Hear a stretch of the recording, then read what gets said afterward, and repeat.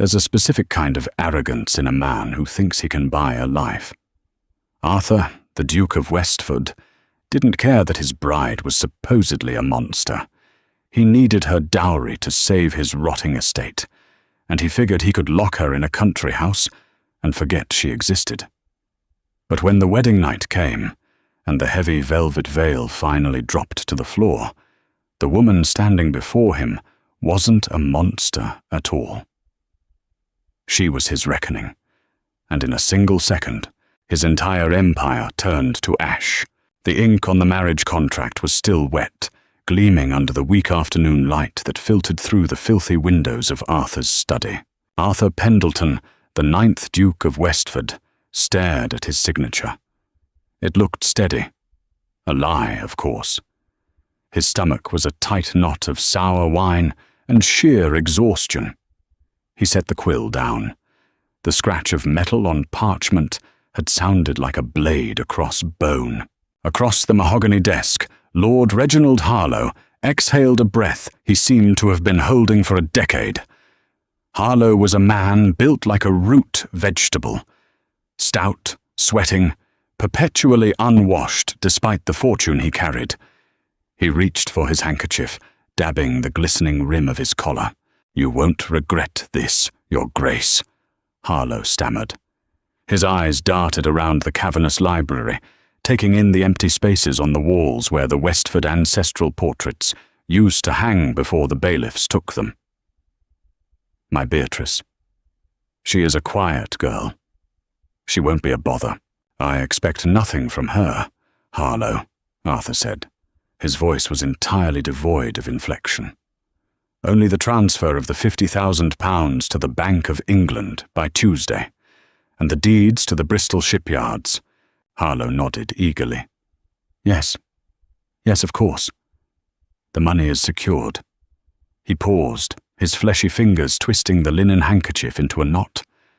"And the terms regarding her privacy?" Arthur leaned back in his chair. The leather groaned.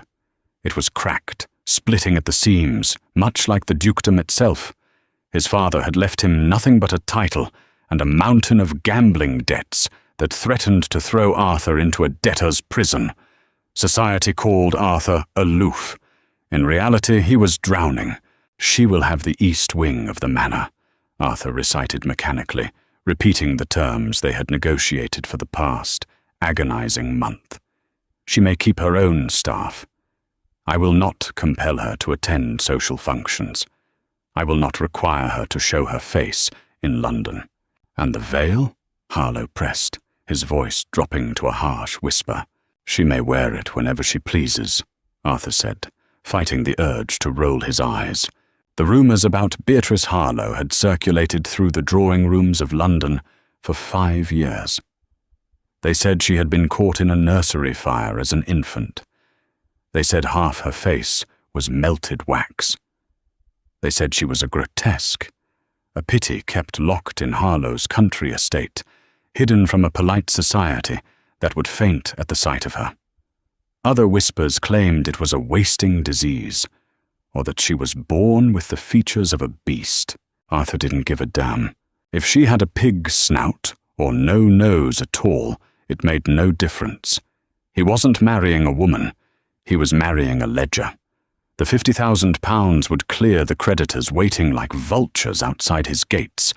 The shipyards would provide a steady income to repair the crumbling roof over his head. It was a transaction. Flesh for coin. It was the way of the world, stripped of all the romantic poetry that Tunn liked to pretend existed. "She is sensitive about her appearance, Your Grace," Harlow said, almost pleadingly. "She is my Duchess now, Harlow. She will be treated with the respect the title commands," Arthur replied. He stood up. He was a tall man, sharply angled, with eyes the colour of a bruised winter sky. He carried the natural, oppressive authority of his bloodline, even if his pockets were empty. "Send her to St. Jude's Chapel on Thursday. Have the money transferred." Harlow scurried out of the room like a frightened rat. When the heavy oak door clicked shut, Arthur finally let his shoulders drop. He walked over to the side table, picked up a crystal decanter, and poured 2 fingers of cheap brandy. He drank it neat, letting the burn distract him from the cold reality of his life. He was 28 years old, and he had just sold himself to a monster to clean up his father's mess. He stared at his reflection in the tarnished mirror above the fireplace. He looked hollowed out. There was no joy in the survival he had just secured. Just a long, bleak tunnel of years ahead, tethered to a phantom in the east wing. He poured another drink. It didn't help. Thursday morning brought a relentless, driving rain that turned the London streets into rivers of black mud. St. Jude's was a small, damp chapel on the edge of the city, chosen specifically for its obscurity. Arthur stood at the altar, the collar of his formal coat feeling like a hangman's noose. The air inside the stone walls smelled of wet wool, old incense, and decay. There were no flowers. There were no guests. Just Arthur, his grim-faced solicitor, Harlow, and the priest, who looked as though he would rather be anywhere else. The heavy wooden doors at the back of the chapel opened with a drawn-out creak. The wind howled through the gap, flickering the meager candlelight. Arthur turned. Beatrice Harlow stood in the doorway. She was a silhouette wrapped in black and charcoal grey. It wasn't a traditional bridal gown. It looked more like mourning attire. The dress was thick, heavy silk that dragged across the damp flagstones. But it was the veil that commanded the room. It was dense, opaque lace, falling from the crown of her head all the way down to her waist. It completely swallowed her features. She looked like an apparition, a ghost summoned from a crypt rather than a bride. Harlow rushed to her side, offering his arm. She didn't take it. She walked down the aisle alone. Her steps were measured, silent. She didn't hesitate. As she drew closer, Arthur searched the black lace for any hint of a face underneath. Nothing. Just an impenetrable void. She stepped up to the altar beside him. She smelled faintly of crushed lavender and something sharp, like ozone before a lightning strike. She was taller than he expected, the crown of her head reaching his chin. The priest cleared his throat and began the liturgy. His voice echoed off the damp stone, rushing through the ancient words of binding and duty. Arthur stared straight ahead at the crucifix on the wall. He felt entirely detached from his own body. He was watching a tragedy play out from the rafters. "Do you, Arthur Pendleton, take this woman?" "I do," Arthur said. His voice was flat. "Do you, Beatrice Harlow, take this man?" There was a pause. The silence stretched, thin and fragile. Arthur felt a sudden, irrational spike of panic. What if she said no? What if the money vanished? He turned his head slightly, looking at the black veil. "I do," she said. Her voice hit him like a physical blow. It wasn't the weak, trembling whisper of a broken, frightened girl. It was low, smooth, and laced with absolute certainty. It sounded like velvet wrapped around a blade. Arthur blinked, thrown off balance. Before he could process it, the priest was asking for the ring. Arthur reached out. From beneath the folds of her grey silk sleeve, she extended her hand. She wore gloves, thick, black kid leather. Of course, no skin allowed to show. He slid the heavy gold band over the leather on her ring finger. It felt absurd. A pantomime of a marriage. "I pronounce you man and wife." There was no kiss.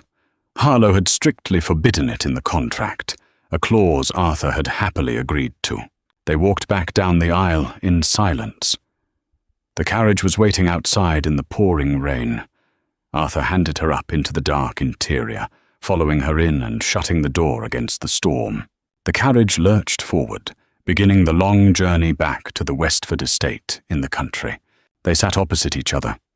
The rhythm of the wheels over the cobblestones was the only sound.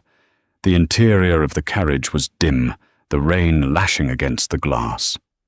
Arthur watched her. She sat perfectly still, her gloved hands folded in her lap. She wasn't trembling. She wasn't weeping. She was perfectly, unnervingly still. "You don't need to be afraid," Arthur said finally, breaking the silence. He thought he was being kind. He thought he was playing the benevolent lord. "I am a man of my word. Your father and I agreed on the terms. You will have your sanctuary." The veiled head tilted slightly. "My sanctuary." There was that voice again.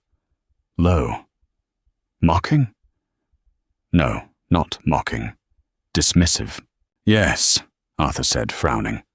"You will not be forced into my company. I have my life. You will have yours. We need only endure each other occasionally to keep up appearances for the staff." "How wonderfully progressive of you, Your Grace," she murmured. Arthur's jaw tightened.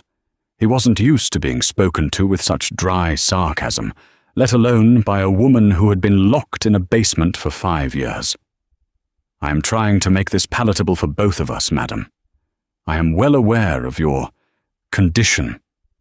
You need not hide in fear in my house." "My condition?" she repeated. She turned her head toward the window, watching the blur of the rain. "Tell me, Arthur, when you signed the contract, did you imagine me a burn victim or a leper?" Arthur froze. "I imagined you as £50,000 and a shipyard." A soft, dark chuckle came from behind the lace. "Honesty? How refreshing. Let us hope you maintain that honesty when the carriage stops." She didn't speak another word for the rest of the 3-hour journey. Arthur sat in the growing dark, a deep, primal unease taking root in his chest. The transaction was complete, but for the first time, he wondered who, exactly, had bought whom. The Westford estate loomed in the darkness, a massive, sprawling beast of stone and ivy. Half the windows were dark, a testament to the closed-off wings and the lack of servants. Arthur escorted Beatrice up the grand staircase. Their footsteps echoed loudly in the cavernous, under-furnished hall. He led her to the master suite. The fire had been lit by the housekeeper, casting long, flickering shadows against the faded damask wallpaper. Arthur closed the door behind them. The click of the lock sounded permanent. Final. "Your trunks arrived yesterday," Arthur said, gesturing to the corner of the room. "The adjoining door leads to your private chambers. You may retire whenever you wish." Beatrice stood in the center of the room. The black veil still obscured her face. She slowly pulled off her leather gloves, finger by finger. She dropped them onto a side table. Her hands were pale, long-fingered, unblemished. There were no scars. Arthur walked over to the liquor cabinet. He needed a drink desperately. He poured 2 glasses of scotch. He didn't ask if she wanted one. He simply set it on the table near her. "I will be direct," Arthur said, keeping his back to her as he took a sip of his own drink. "The contract stipulates an heir. I do not wish to rush you. I do not wish to force you, but eventually the debt of blood must be paid. Take whatever time you need to become comfortable. Look at me." The command was so sharp, so authoritative, that Arthur turned around before his brain could process the demand. Beatrice was reaching up. Her pale hands found the pins holding the heavy lace to her hair. One by one she pulled them free. They clattered softly onto the wooden floorboards. Arthur's breath hitched. He braced himself. He prepared to see the ruin, the melted flesh, the horror that had kept her exiled from the world. He hardened his eyes, determined not to show a flicker of pity or revulsion. He owed her that much dignity. She grabbed the hem of the veil and pulled it over her head, letting the heavy fabric fall to the floor in a puddle of black. Arthur dropped his glass. It hit the floorboards, the scotch splashing violently, the crystal rolling away. He didn't notice. He couldn't breathe. There were no scars. There was no disfigurement. There was no disease.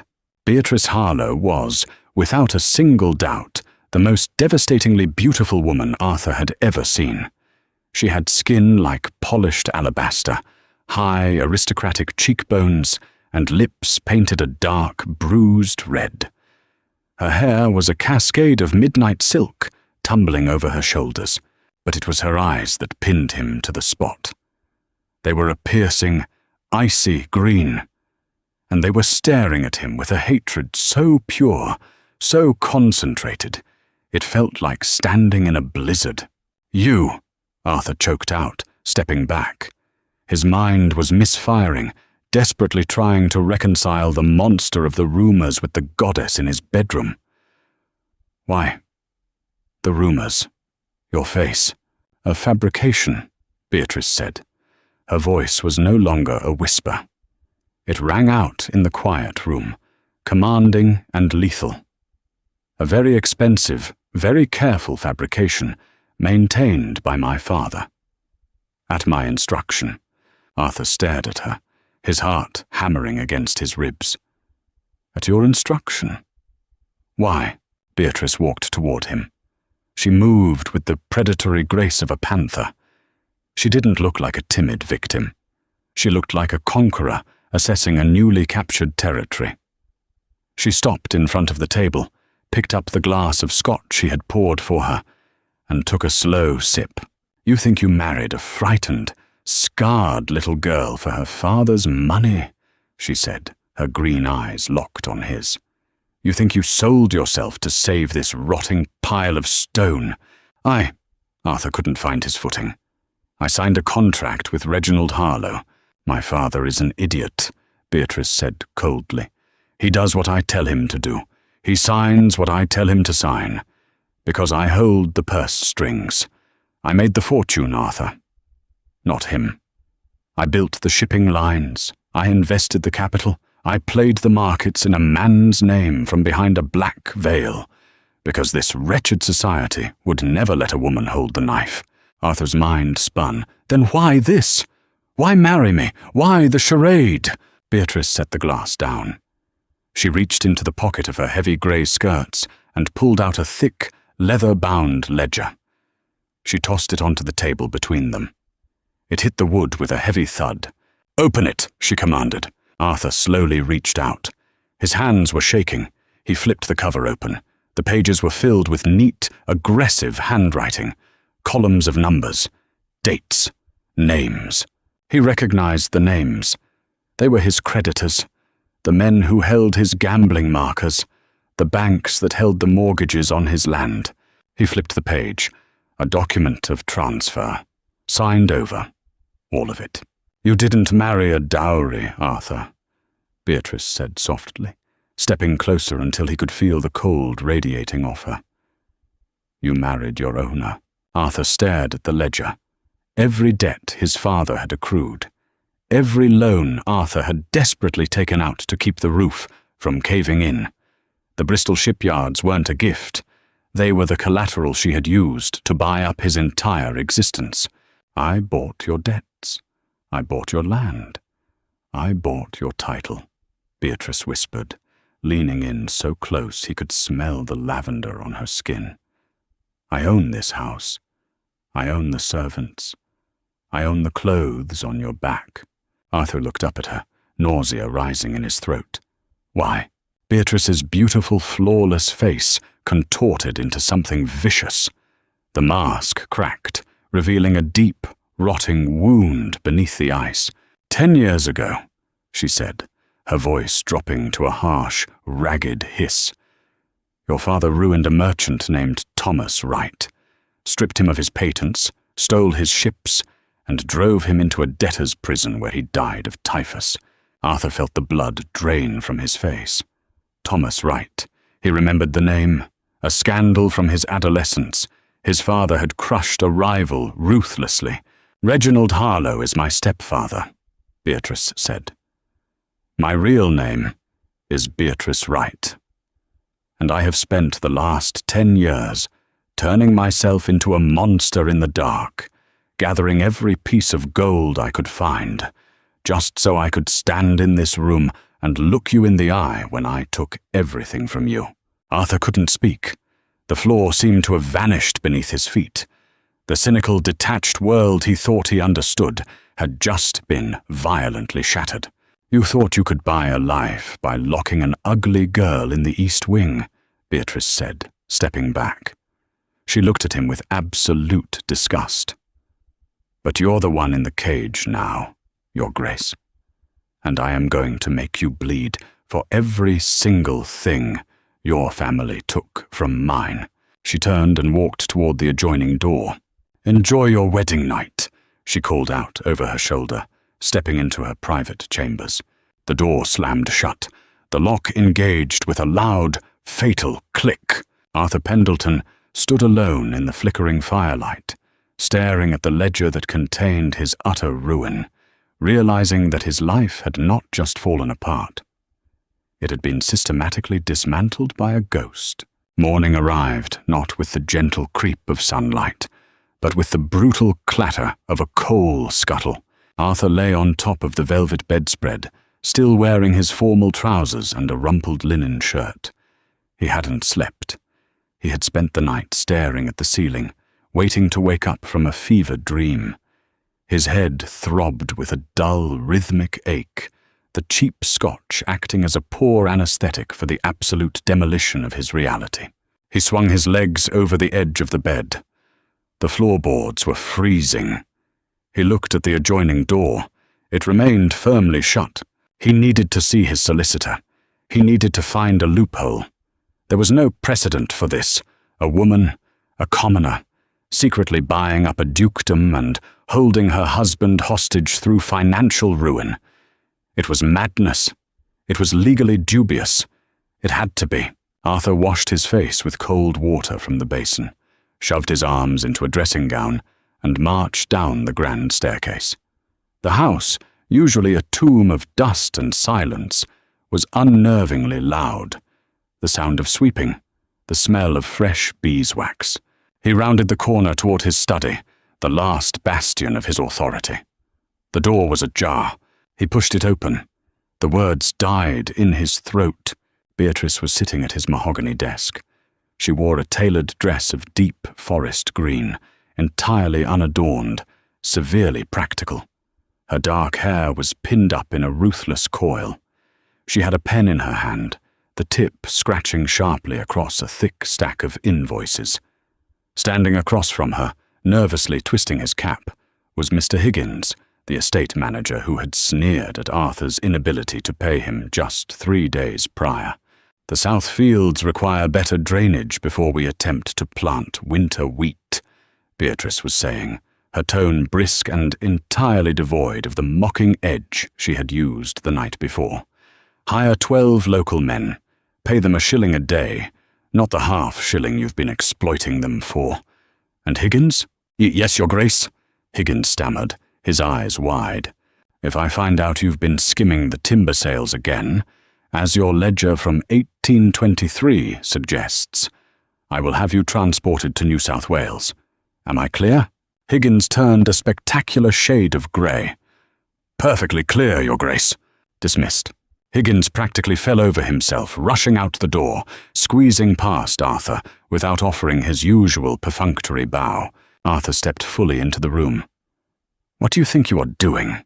Beatrice didn't look up. She dipped her pen in the inkwell. "Managing my property. Your father ran this estate like a drunkard at a roulette wheel. It will take me 3 years just to stabilize the crop rotation." "You have no right," Arthur snapped, stepping up to the desk. "You may hold the debts, Beatrice, but I am the Duke of Westford. This is my land. This is my house." She finally looked at him. Her green eyes were flat, assessing him the way a butcher assesses a tough cut of meat. "You are a figurehead," she stated simply, "a signature on a piece of paper. The only reason I haven't foreclosed on this rotting manor and thrown you into the Fleet prison is because society requires a duke to sit at the head of the table to legitimize the wealth. You are an ornament, Arthur. Nothing more." The casual dismissal stung worse than a slap. Arthur braced his hands on the desk, leaning down until he was inches from her face. "I will take you to Chancery. I will have the marriage annulled. I will expose your father's fraud." "Go ahead," Beatrice interrupted, her voice dangerously quiet. "Annul the marriage. Walk out that door. The moment you do, I call in the notes. You will be arrested for debt before you reach London. The Pendleton name will be dragged through the mud, your ancestral home sold for parts, and you will rot in a cell exactly like my father did." She held his gaze, unblinking. The air between them felt thick, combustible. "You think you have leverage," she whispered. "You have nothing. I built my fortune in the shadows because men like you think women are weak, vain, and stupid. I weaponized your arrogance against you. Now sit down and be quiet, or pack your bags and go to prison. The choice is entirely yours." Arthur stared at her. He saw the cold, hard logic in her eyes. She wasn't bluffing. She had meticulously planned this execution for a decade. He was completely trapped. Slowly, agonizingly, Arthur pushed himself off the desk. He felt stripped naked, robbed of the invisible armor his title had provided his entire life. "I need tea," he muttered, his voice barely recognizable. "Tell the kitchen staff," Beatrice said, returning her attention to the ledger. "And Arthur? Please put on proper clothes. The workmen are arriving at noon to fix the roof, and I will not have my husband looking like a vagrant." Arthur walked out of the study. The heavy oak door didn't click shut behind him, but it felt like a vault had just been sealed. 4 weeks passed. The Westford estate, previously a decaying corpse, was suddenly jolted back to life by a massive infusion of Beatrice's capital. The leaky roof in the west wing was stripped and replaced. The overgrown gardens were hacked back into manicured submission.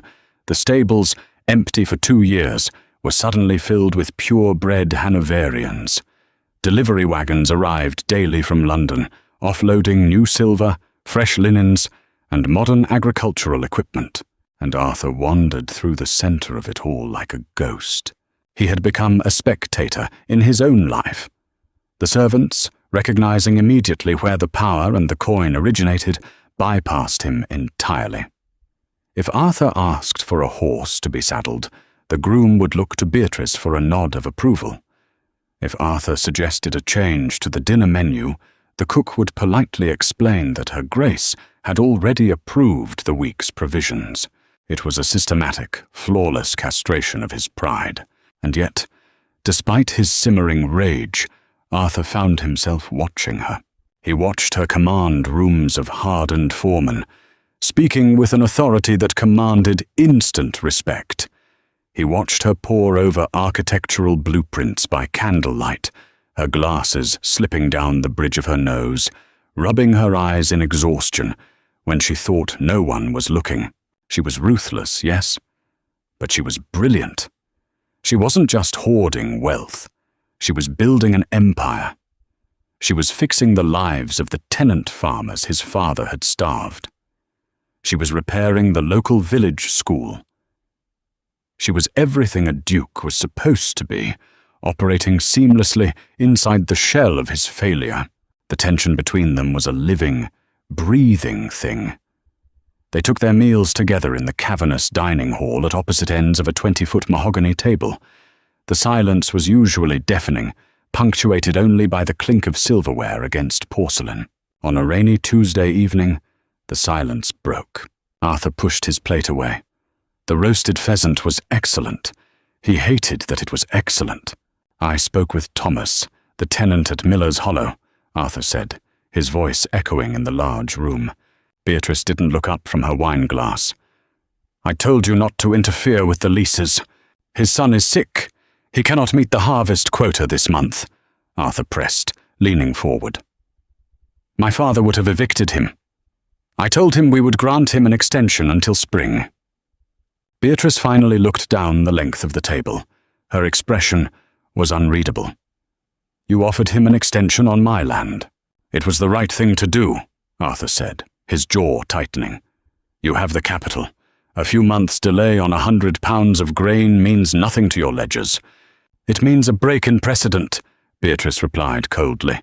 "If I grant leniency to one, the others will expect it." I am running a business, Arthur, not a charity."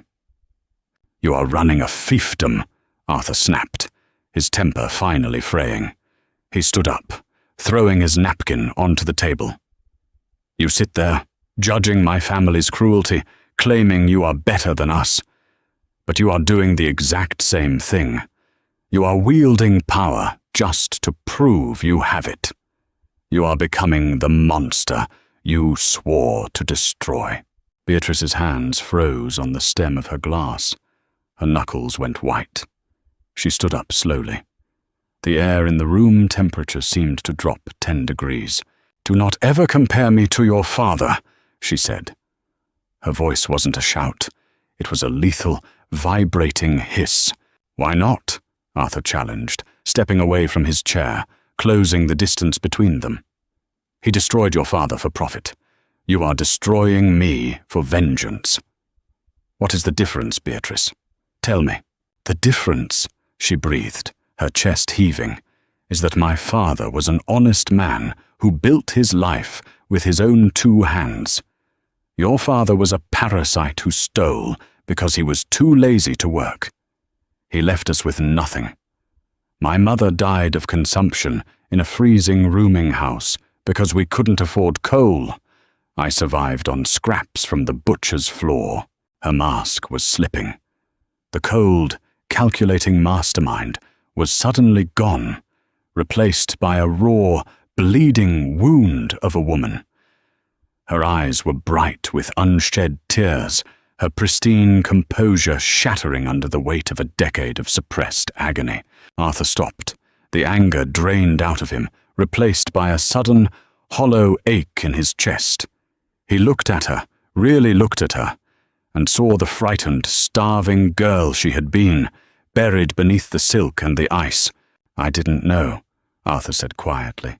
"Of course you didn't know," Beatrice sneered, wiping a stray tear from her cheek with a vicious, angry swipe of her hand. "The aristocracy doesn't look down to see who they are stepping on. You only look down to check if your boots are clean." She turned and marched towards the heavy doors of the dining room. "Beatrice," Arthur called out. She didn't stop. "Beatrice, wait!" He caught her arm just as she reached for the handle.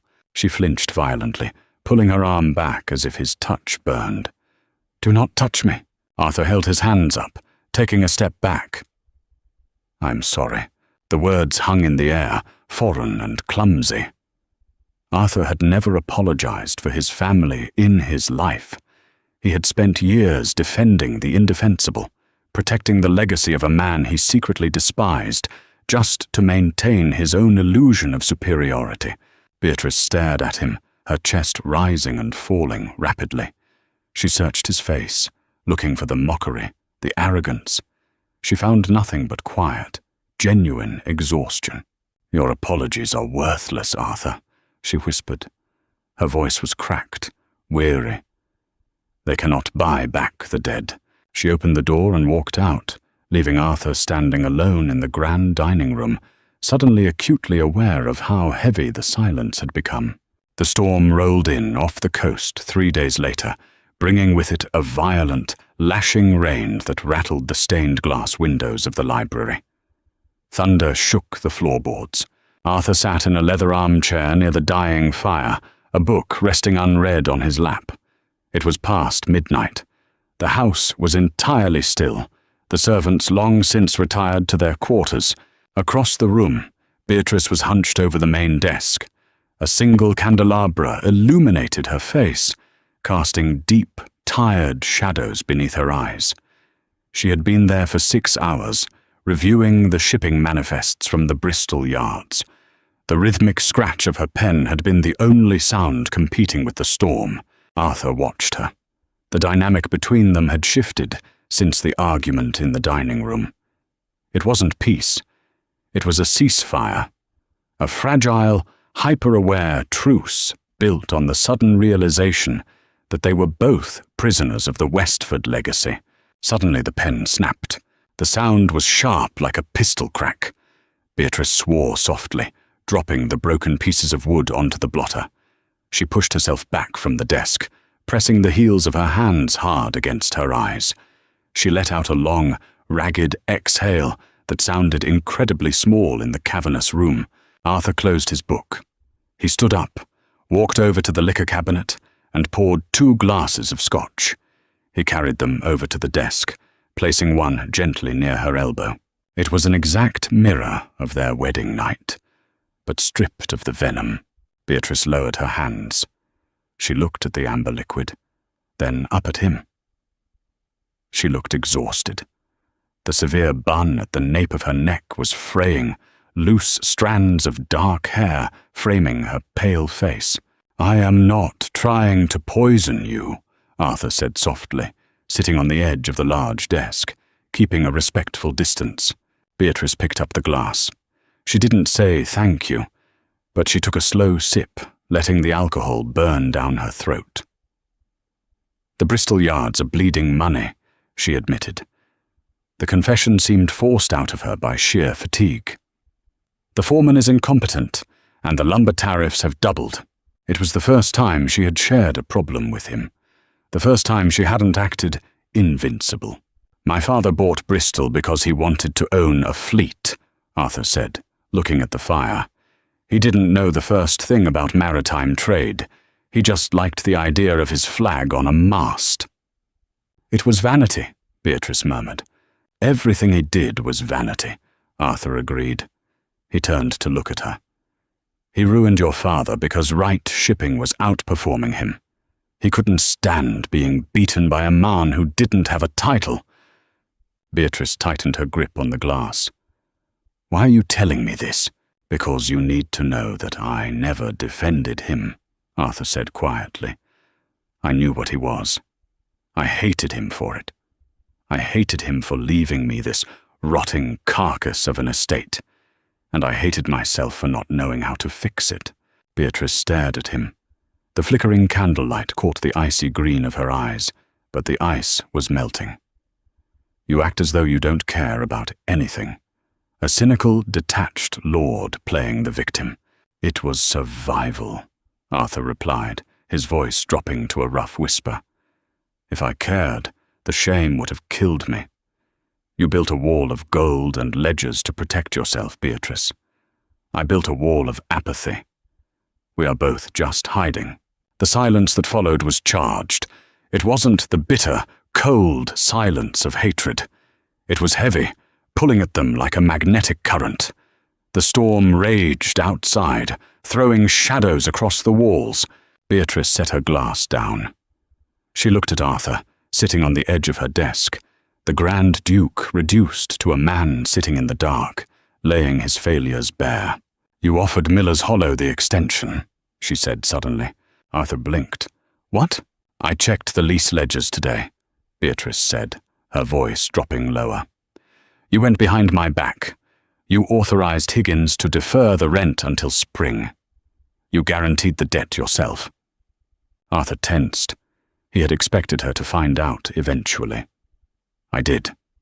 Take it out of my allowance, or put it on my tab. I don't care.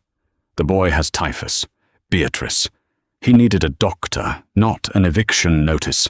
He braced himself for the fury. He waited for her to scream, to remind him of his place, to threaten him with debtor's prison again. Instead, Beatrice stood up. She stepped around the desk. She was so close now that Arthur could smell the sharp, clean scent of lavender mixed with rain. He looked up at her, his pulse suddenly hammering against his throat. "You guaranteed a debt you cannot pay," she said, her voice barely a breath. "You broke my explicit orders." "I did," Arthur said, refusing to break eye contact. "Punish me." Beatrice's eyes searched his face. The hatred that had fueled her for a decade was warring with something else entirely. Something dark, confusing, and desperately physical. She raised her hand. Arthur didn't flinch. He let her cold, pale fingers trace the line of his jaw. The touch sent a violent shockwave straight down his spine. "You're a fool, Arthur Pendleton," she whispered, her thumb brushing against his lower lip. "I know," he murmured, his gaze dropping to her mouth. The air in the room shattered. Beatrice leaned in, closing the distance between them. It wasn't a soft, romantic kiss. It was a collision, a violent, desperate clash of teeth and breath, fueled by weeks of suffocating tension and years of mutual destruction. Arthur gripped her waist, pulling her hard against his chest, his hands tangling in the heavy fabric of her practical dress. She tasted like scotch and smoke, her hands grabbing the lapels of his jacket, pulling him closer, anchoring herself to the man she had sworn to destroy. They broke apart, both breathing heavily, staring at each other in the dim light of the dying fire. The lines had been irrevocably blurred. The war wasn't over, but the battlefield had just completely changed. The kiss ended as violently as it had begun. Beatrice shoved him backward. Her breathing was ragged, her chest rising and falling in sharp, desperate increments. She wiped the back of her hand across her bruised mouth, staring at Arthur as if he had just driven a knife between her ribs. The library was suffocatingly quiet, save for the rain hammering against the glass. "Get out," she whispered. Arthur caught his balance against the heavy oak desk. His blood was roaring in his ears. He looked at her, at the flushed skin of her throat, the wild disarray of her hair. He wanted to pull her back. He wanted to tear down the rest of the walls she had spent a decade building. But he saw the sheer, unadulterated panic in her green eyes. She was a woman who relied on absolute control, and she had just completely lost it. He didn't say a word. He nodded slowly, turned, and walked out of the library, leaving the heavy door slightly ajar. The next 3 days were a masterclass in evasion. Beatrice vanished into the mechanics of the estate. She took her meals in her private chambers. She left the house before dawn to inspect the southern tenant farms and didn't return until the lamps were lit. When they did cross paths in the grand hallway or the foyer, she looked through him. The ice had returned, but it was brittle now. A thin sheet over rushing water. Arthur let her run. He spent his days in the stables, working the new Hanoverians until his muscles burned and his mind went entirely blank. For the first time in his life, he didn't feel the crushing weight of apathy. He felt a terrifying, electric anticipation. The game had changed. He just didn't know the new rules yet. On the morning of the 4th day, the fragile ceasefire shattered. Arthur was in the drawing room, attempting to read a newspaper that was 3 days old, when the heavy knocker on the front door echoed through the manor. It was an aggressive, demanding sound. A moment later, the butler, a newly hired man named Carson, appeared in the doorway.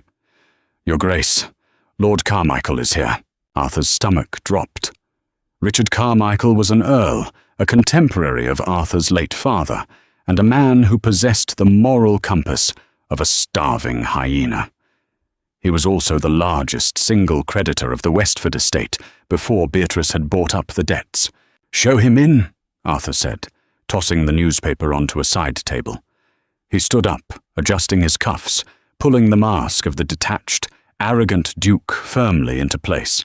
Carmichael strode into the room, bringing the smell of stale cigar smoke and wet wool with him. He was a heavily built man with a ruddy complexion and eyes that constantly darted around the room, assessing the value of everything he saw. He didn't bow. "Arthur, my boy," Carmichael boomed, clapping his leather gloves against his thigh. "Look at this place. I heard rumors you'd found a pot of gold at the end of a rainbow, but I didn't believe it. New drapes? And I saw fresh gravel on the drive." "Lord Carmichael," Arthur said flatly. He didn't offer the man a seat. "To what do I owe the pleasure? It is a long journey from London for a social call." "Indeed it is." Carmichael stopped in the centre of the room, turning his predatory gaze on Arthur. The jovial uncle routine vanished instantly. "I'm not here for tea, Arthur. I'm here about a woman named B. Wright." Arthur's jaw tightened. He kept his expression perfectly blank. "I don't know who that is. Don't play the fool with me." Carmichael sneered.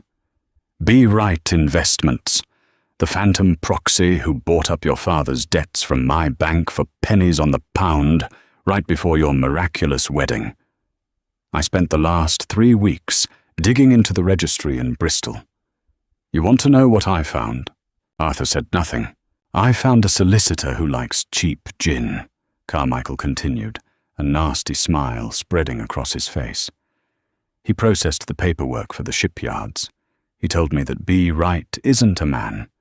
She's a woman, a spinster. Your new father-in-law's bastard stepdaughter, to be exact. The silence in the drawing room was absolute. Arthur could hear the ticking of the grandfather clock in the hall. And? Arthur asked quietly. And? Carmichael laughed. It was a harsh, scraping sound. It's fraud, Arthur. A woman cannot legally conduct that level of commercial trade under a false male proxy without a sanctioned trust. It violates the Chancery codes. More importantly, she's your wife now. Under the law of coverture, everything she owns belongs to you. Every penny, every shipyard, every debt. I am aware of English law, Richard. Then you are aware of the position you are in. Carmichael took a step closer, lowering his voice conspiratorially. You are holding the leash to a mad dog. I know you, Arthur. I know you hate the mud she dragged you through. Here is the offer. I take the B. Wright contract to Chancery Court. I expose the fraud. The courts will nullify the initial purchase of the debt. It reverts back to me. I forgive half your father's debt as a finder's fee. You keep this manor and your shiny new title, and we lock the Harlow bitch in an asylum for hysteria and financial delusion. You get your life back. My life back, Arthur repeated slowly. You're a duke, Carmichael said, his eyes gleaming with greed. You shouldn't be taking orders from a merchant's bastard.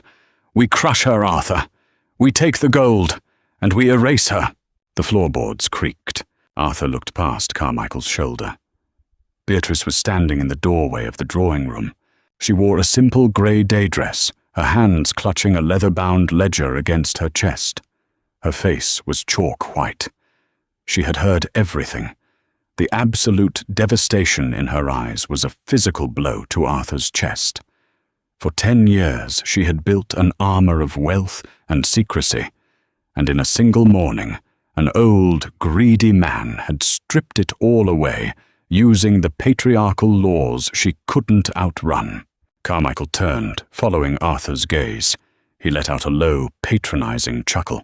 Ah, the Duchess, Carmichael said, giving a mocking, abbreviated bow. Or should I say, B. Wright. You had a good run, little girl, but the men are talking now. Go back to your sewing. Beatrice didn't move. She looked at Arthur.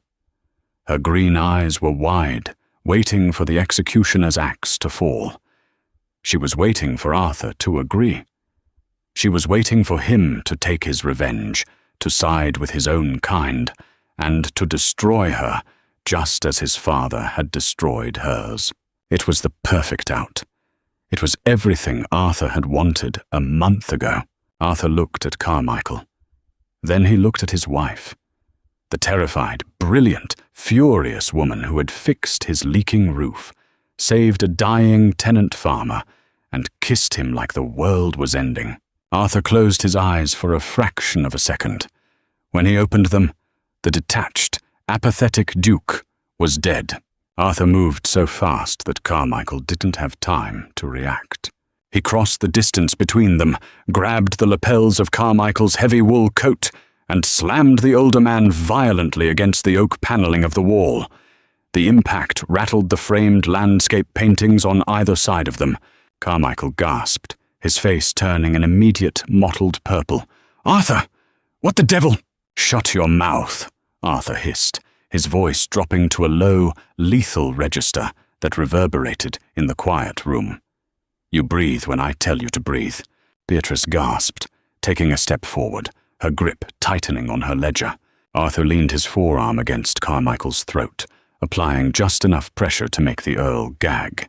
"You think you are clever, Richard," Arthur said smoothly, his tone entirely conversational despite the violence of his actions. "You think you dug up a secret. You dug up nothing. I orchestrated the entire thing." Carmichael's eyes bulged. "What? My father was a fool who bled this estate dry, and you were the parasite feeding on the corpse," Arthur lied. The words flowed out of him with absolute conviction. He was pulling the full oppressive weight of his aristocracy down on the man's head. "I knew you were planning to foreclose, so I found a merchant's daughter with a brilliant mind for numbers and a substantial hidden inheritance.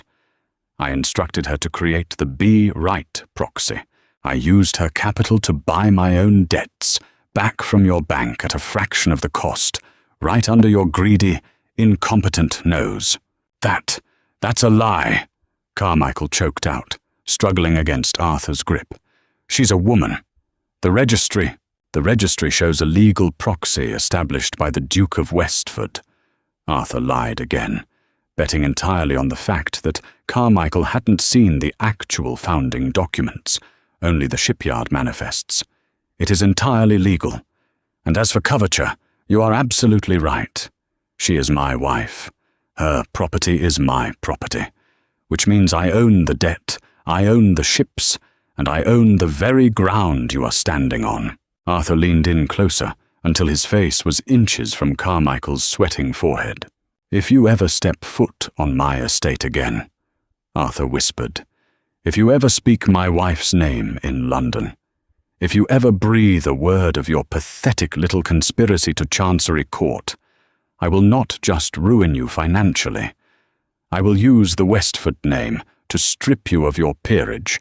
I will buy the notes on your London townhouse, and I will personally throw your wife and daughters into the street. Do you understand me?" Carmichael was shaking. The blustering bravado had completely evaporated, replaced by genuine primal terror. Arthur wasn't the broken, defeated boy he had expected. He was a predator defending his territory. "Do you understand me?" Arthur repeated, pressing his forearm slightly harder against the windpipe. "Yes," Carmichael wheezed. "Yes, Your Grace." Arthur released him in one sharp motion, stepping back and straightening his own cuffs. He pointed to the doorway. "Get out of my house!" Carmichael didn't say another word. He stumbled away from the wall, shooting a terrified glance at Beatrice as he practically ran out of the drawing room. A moment later, the heavy front door slammed shut. The silence rushed back into the room, thick and heavy. Arthur stood in the center of the Persian rug, staring at the empty doorway. His hands were trembling slightly with residual adrenaline. He had just burned his only bridge back to polite society. He had just permanently tethered his fate, his title, and his name to Beatrice's empire. He had chosen his side. He slowly turned around to face her. Beatrice was standing exactly where she had been. The ledger had slipped from her hands and was lying on the floor. She was staring at Arthur, her chest rising and falling rapidly. The look in her eyes wasn't fear anymore. It was absolute, uncomprehending shock. "Why did you do that?" she asked. Her voice was barely a whisper. It cracked on the last syllable. Arthur ran a hand through his hair, suddenly feeling exhausted. The aristocratic mask slipped away, leaving only the man beneath. "Because he was right," Arthur said quietly, closing the distance between them until he was standing a few feet away. "Under the law, everything you built belongs to me now.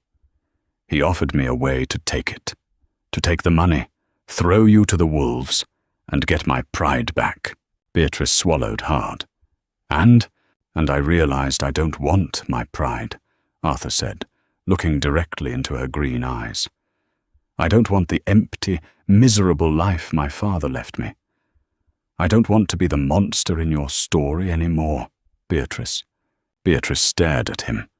A single tear slipped down her cheek, cutting a path through the flawless, pale skin. She didn't bother to wipe it away. "You lied to an earl. You committed perjury. If he investigates the proxy founding dates, he could still take you to Chancery. You risked your title.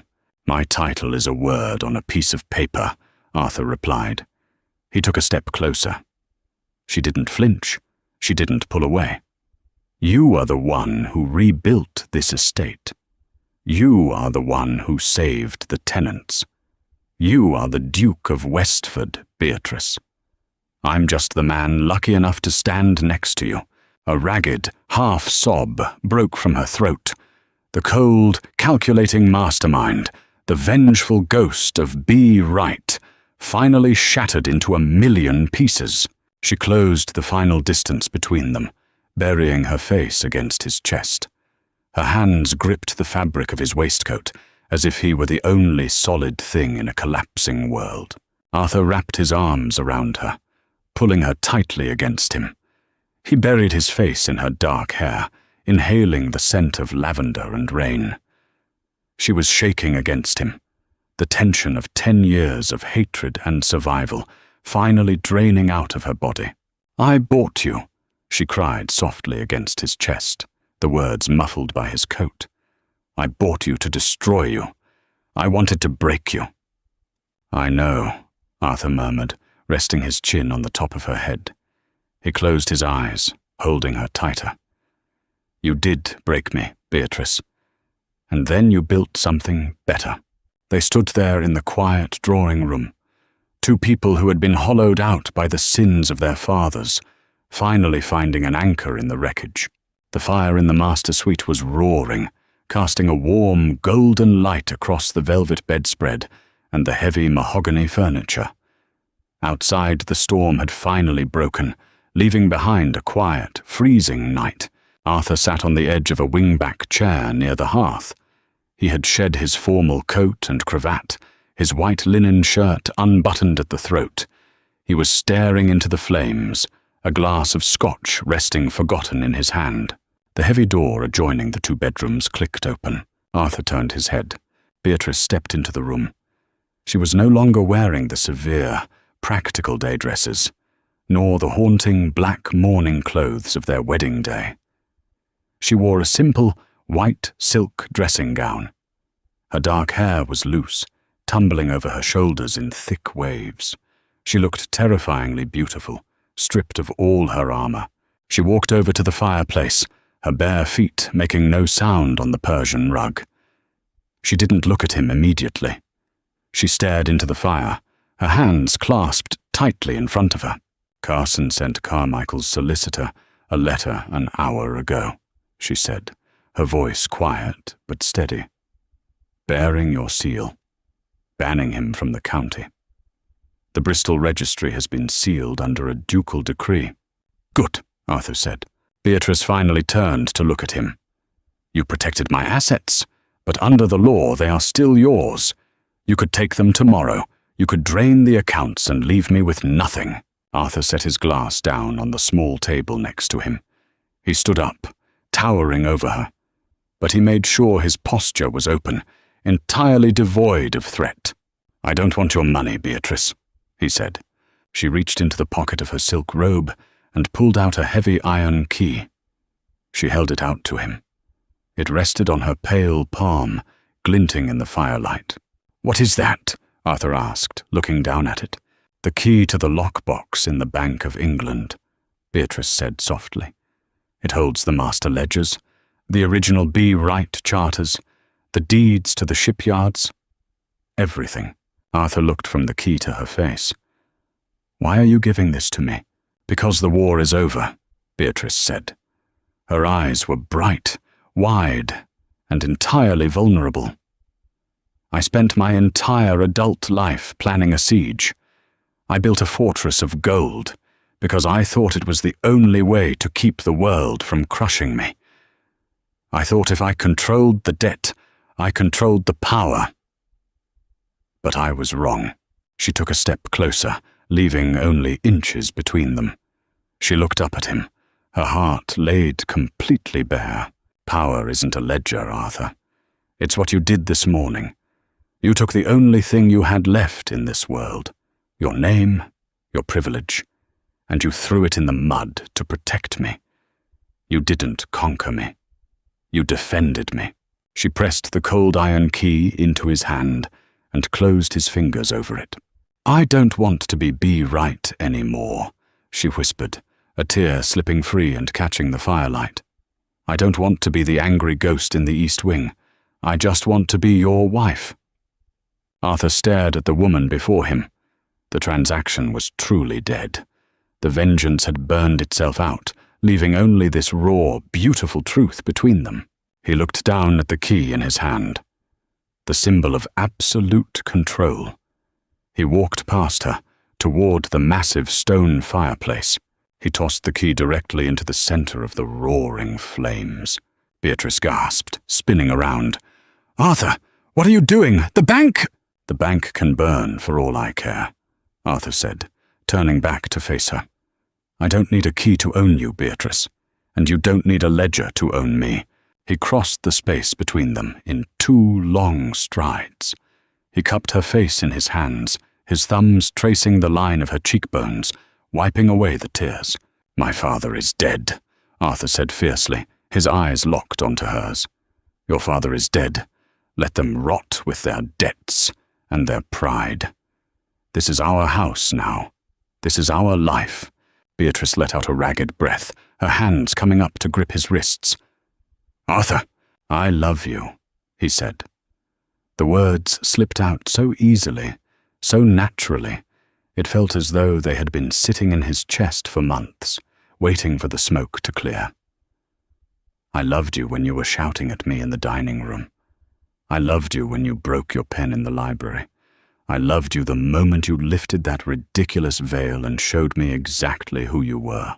Beatrice stared at him, her lips parted, the final wall inside her collapsing completely. "You are a fool, Your Grace." "I am." Arthur smiled, a genuine, blinding smile that reached his eyes for the first time in a decade. "But I'm your fool." He leaned down and kissed her. It wasn't the violent, desperate clash of the library. It was deep, slow, and entirely surrendered. Beatrice let out a soft sound, wrapping her arms around his neck, pulling him flush against her body. Arthur swept her into his arms, carrying her away from the fire and toward the heavy velvet drapes of the 4-poster bed. He laid her down gently, following her down onto the mattress. There were no ghosts in the room anymore. There were no ledgers, no contracts, no fathers pulling strings from the grave. As the storm outside faded into a quiet, peaceful dawn, the Duke of Westford finally realized what it truly meant to be rich, and the monster of the East Wing finally realized what it meant to be loved. What a journey! From a bitter, transactional marriage meant to destroy a bloodline, to a genuine partnership built on shared survival and ultimate surrender. Arthur and Beatrice proved that sometimes the monsters we fear the most are the ones holding the key to our salvation. Did you expect Arthur to throw away his aristocratic pride to save her, or did you think he would take Carmichael's deal? Let me know your thoughts down in the comments. If you enjoyed this enemies to lovers historical drama, make sure to like the video, share it with your fellow romance readers, and subscribe to the channel for more epic storytelling. See you in the next one.